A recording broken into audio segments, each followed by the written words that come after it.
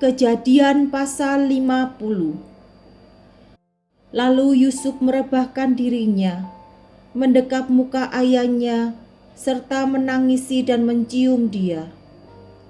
Dan Yusuf memerintahkan kepada tabib-tabib, yaitu hamba-hambanya, untuk merempah-rempahi mayat ayahnya.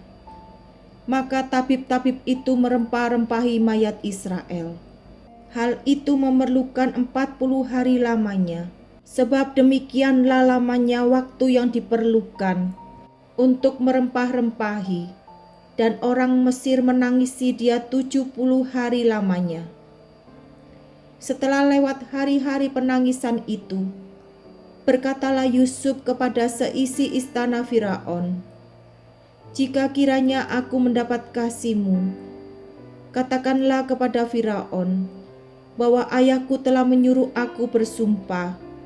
Katanya, tidak lama lagi aku akan mati dalam kuburku yang telah kugali di tanah Kanaan. Disitulah kau kuburkan aku. Oleh sebab itu, izinkanlah aku pergi ke sana, supaya aku menguburkan ayahku, kemudian aku akan kembali." Lalu berkatalah Firaun, "Pergilah ke sana dan kuburkanlah ayahmu itu, seperti yang telah disuruhnya engkau bersumpah."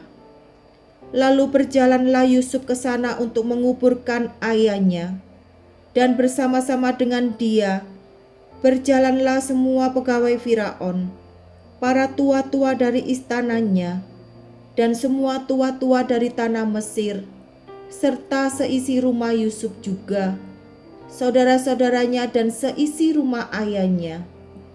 Hanya anak-anaknya serta kambing domba dan lembu sapinya ditinggalkan mereka di tanah Goshen. Baik kereta maupun orang-orang berkuda turut pergi ke sana bersama-sama dengan dia, sehingga iring-iringan itu sangat besar. Setelah mereka sampai ke Goren Haatat yang di seberang sungai Yordan, maka mereka mengadakan di situ ratapan yang sangat sedih dan riuh.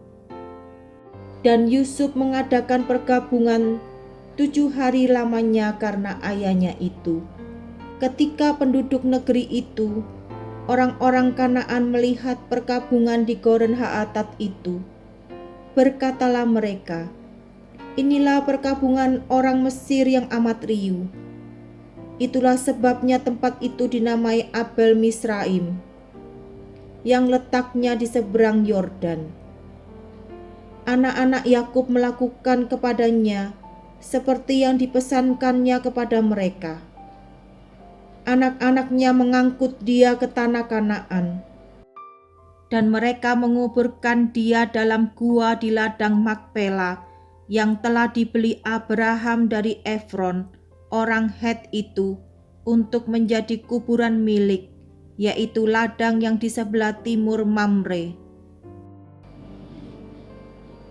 Setelah ayahnya dikuburkan, pulanglah Yusuf ke Mesir, dia dan saudara-saudaranya dan semua orang yang turut pergi ke sana bersama-sama dengan dia untuk menguburkan ayahnya itu. Yusuf menghiburkan hati saudara-saudaranya. Ketika saudara-saudara Yusuf melihat bahwa ayah mereka telah mati, berkatalah mereka, "Boleh jadi Yusuf akan mendendam kita dan membalaskan sepenuhnya kepada kita segala kejahatan yang telah kita lakukan kepadanya." Sebab itu mereka menyuruh menyampaikan pesan ini kepada Yusuf. "Sebelum ayahmu mati, ia telah berpesan, beginilah harus kamu katakan kepada Yusuf, ampunilah kiranya kesalahan saudara-saudaramu dan dosa mereka, sebab mereka telah berbuat jahat kepadamu. Maka sekarang ampunilah kiranya kesalahan yang dibuat hamba-hamba Allah ayahmu." Lalu menangislah Yusuf ketika orang berkata demikian kepadanya. Juga saudara-saudaranya datang sendiri dan sujud di depannya serta berkata, "Kami datang untuk menjadi budakmu." Tetapi Yusuf berkata kepada mereka, "Janganlah takut, sebab aku inikah pengganti Allah. Memang kamu telah mereka-rekakan yang jahat terhadap aku, tetapi Allah telah mereka-rekakannya untuk kebaikan, dengan maksud melakukan seperti yang terjadi sekarang ini, yakni memelihara hidup suatu bangsa yang besar. Jadi janganlah takut, aku akan menanggung makanmu dan makan anak-anakmu juga." Demikianlah ia menghiburkan mereka dan menenangkan hati mereka dengan perkataannya. Yusuf meninggal. Adapun Yusuf, ia tetap tinggal di Mesir beserta kaum keluarganya, dan Yusuf hidup 110 tahun. Jadi Yusuf sempat melihat anak cucu Efraim sampai keturunan yang ketiga, juga anak-anak Makhir anak Manasye lahir di pangkuan Yusuf.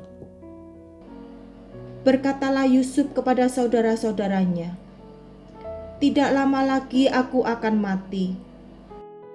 Tentu Allah akan memperhatikan kamu dan membawa kamu keluar dari negeri ini, ke negeri yang telah dijanjikannya dengan sumpah kepada Abraham, Ishak dan Yakub."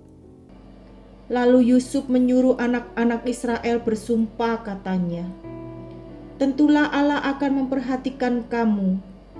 Pada waktu itu kamu harus membawa tulang-tulangku dari sini." Kemudian matilah Yusuf, berumur 110 tahun. Mayatnya dirempah-rempahi dan ditaruhnya dalam peti mati di Mesir.